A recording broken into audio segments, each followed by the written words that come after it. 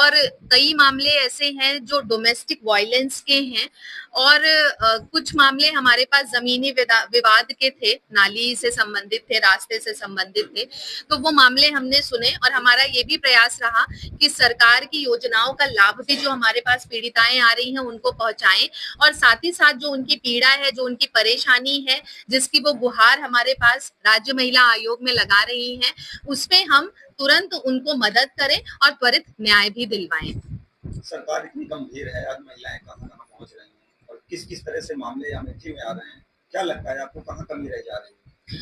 देखिए, बहुत बड़ी कमी तो सबसे पहले मैं ये समझूंगी कि शिक्षा का भी अभाव है और आजकल क्योंकि सोशल मीडिया का जमाना है और सोशल मीडिया में यही हो रहा है कि लोगों की एक दूसरे से वार्ता इतनी आसान हो गई है जिसके चलते घरेलू हिंसा के केसेस बढ़ रहे हैं क्योंकि संबंध लोगों के एक से ज्यादा व्यक्ति के साथ हो रहे हैं। तो ये भी एक बहुत बड़ा कारण है जिसकी वजह से महिलाएं सफर कर रही हैं और मुझे लगता है कि महिलाओं को सशक्त होने की आवश्यकता है।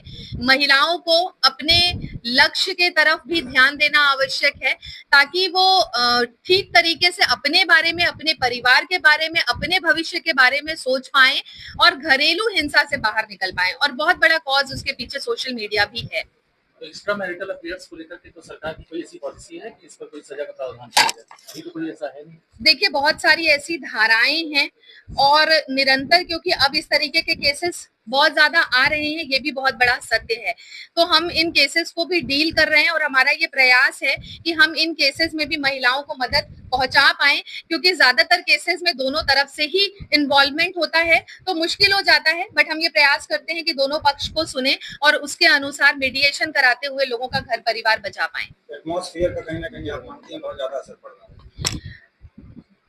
है, बिल्कुल असर है, एटमॉस्फेयर का असर है और हर किसी के हाथ में आजकल फेसबुक, इंस्टाग्राम है और एक दूसरे से कनेक्ट होने के बहुत सारे ऐसे माध्यम हैं। और तीसरी एक बहुत बड़ी चीज है जो शिक्षा का अभाव है। तो लोगों का जो फोकस होना चाहिए वो शिक्षा, अपने करियर की तरफ कम है और ऐसी चीजों में ज्यादा है जिनसे वो इधर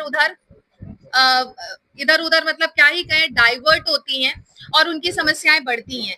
और पुरुषों का भी थोड़ा सा वॉयलेंस मैं देख पा रही हूँ क्योंकि मेरे पास जितनी भी महिलाएं आई हैं उनकी यही कहानी है हर घर की कि बहुत मारा, बहुत पीटा और दहेज उत्पीड़न का मामला है। तो हम उसका भी संज्ञान ले रहे हैं और प्रयास कर रहे हैं कि महिलाओं को मदद पहुंचा पाए। सहन शक्ति कहीं ना कहीं कम हो गई है समाज में।